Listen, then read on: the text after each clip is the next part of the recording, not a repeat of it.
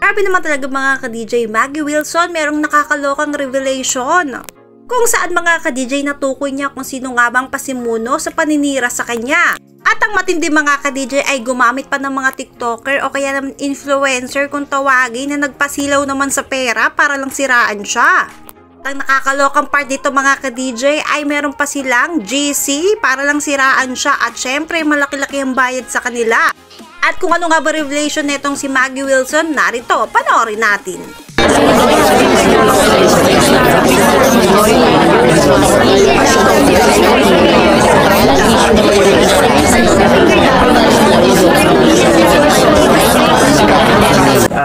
About pala sa pinost ko kanina about doon sa Akasa Manila, miss po, scripted po yun.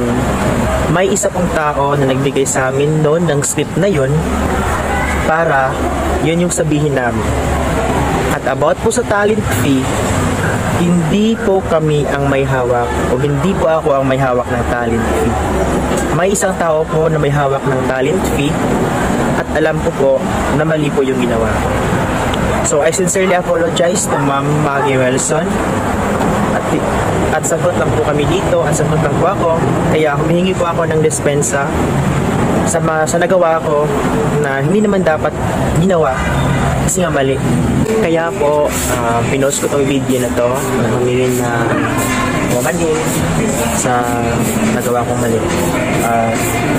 Ang dami na po kasi nag-comment sa Facebook ko, TikTok ko.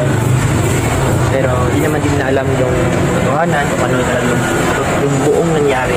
I recently uploaded a video regarding on the Akasa issue. Although I said on my end that I believe both parties are on blame on this, I will admit that the first clips was scripted.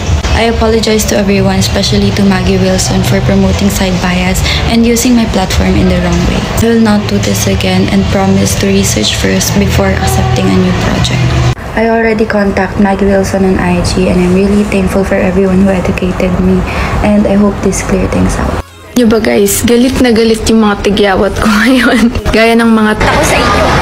Tulad itong Akasa na pagmamay-ari ni Maggie. Ba mga be, habang nag-i-scroll ako sa Instagram kanina. Alam nyo ba guys, habang nag-scroll ako sa Instagram, nakita ko yung story ni Maggie Wilson. Alam nyo ba guys, na habang nag-i-scroll ako sa Instagram, nag-i-scroll ako sa IG ko, nakita ko yung habang nag-i-scroll ako dito sa TikTok mga kaulam, may nakita akong na-scam.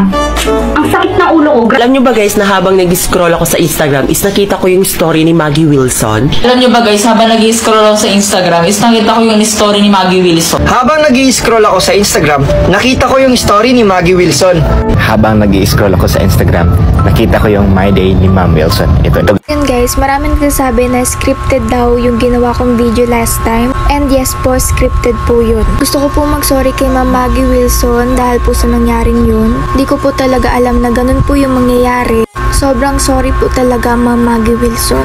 Gaya po ng nasabi ko kanina, yes po, scripted po siya and ito po yung patunay. And lahat guys na influencer na gumawa nun, yes, ito yung script namin guys, binigyan kami ng script. Kaya kung makikita nyo yung video ko last time na parang nagbabasa ako dahil meron talaga kaming script. Nag-alok lang din kasi sa akin nun guys and sabi nga sa akin na project daw yun and meron TF. And hindi ko talaga alam na ganun yung kakalabasan niya. Na sobrang daming nagalit sa akin, ng bash. And alam ko po guys na sobrang mali po talaga yung ginawa ko. Kaya nag-message din ako kay Ma'am Maggie Wilson. And nag-reach out agad siya sa akin. So ito siya guys. Kaya ayun, lesson learned na lang talaga sa akin at sa iba pang influencer. Bago tayo tumanggap guys ng project, i-check muna natin yung background. And i-check natin guys kung wala bang matadamay na tao. So again, Miss Maggie Wilson, humingi po talaga ako ng sorry. Sorry po talaga sa nagawa ko. And sa mga taong nagalit sa akin, sorry po. Kaya guys, lesson learned na rin talaga to sa akin na talagang huwag mangialam kapag hindi mo talaga alam yung nangyari. Scripted.